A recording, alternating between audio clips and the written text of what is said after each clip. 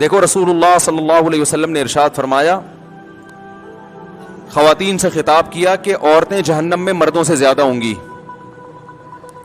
خواتین نے پوچھا کیوں؟ اس حدیث میں تو ہے عورتیں زیادہ ہوں گی, دوسری حدیث میں آتا ہے جنت میں بھی عورتیں زیادہ ہوں گی, ایک اور حدیث ہے. یہ میں اس لیے کہہ رہا ہوں کہ خواتین ڈر جاتی ہیں کہ ہم یہاں بھی وہاں بھی, ہمیں دعا کر یہ کیا مذاق ہے. وجہ اس کی ہے کہ خواتین کی آبادی ہی زیادہ ہوگی, تو ظاہر ہے ادھر بھی زیادہ تو ادھر بھی زیادہ.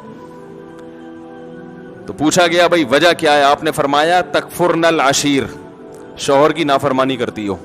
ناشکری, نافرمانی نہیں, کفر کہتے ہیں ناشکری کو. کیسے ناشکری؟ فرمایا ساری زندگی کھلاتا ہے پلاتا ہے. آج کوئی مرد بیوی کو چھوڑ دے, بیچاری کا کیا پرسان حال ہوتا ہے ہمارے معاشرے میں. گھر اس کو لے کے دیتا ہے, گیس بجلی کا بل, چھت مہیا کی, اس کو تحفظ دیا, اس کی اولاد کا ہمیشہ کے لیے محافظ بنا, اتنے بڑے بڑے انعامات احسانات.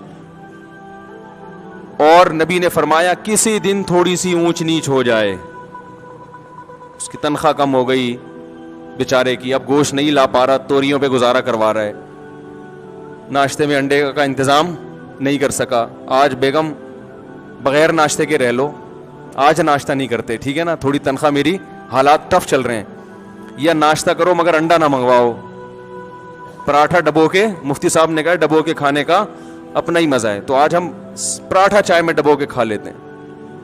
تو نبی صلی اللہ علیہ وسلم نے فرمایا کبھی کچھ ہو جائے نا تو کیا عورت تانا کیسا دیتی ہے, ما رأیت منک خیرا قط, میں نے کبھی بھی آپ سے خیر, سب عورتیں نہیں لیکن بہت سی عورتیں یہ کام کرتی ہیں کہ میں نے آپ سے کبھی خیر نہیں دیکھی, میں اس گھر میں آئی ہوں مجھے ملا کیا ہے.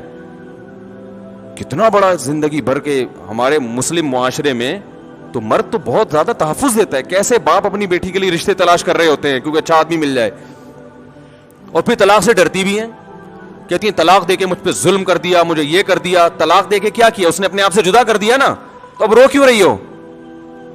اس کا مطلب وہ نہ دیتا تو تم پر احسان تھا اس کا کہ اس نے تمہیں ٹھکانہ دیا ہوا ہے.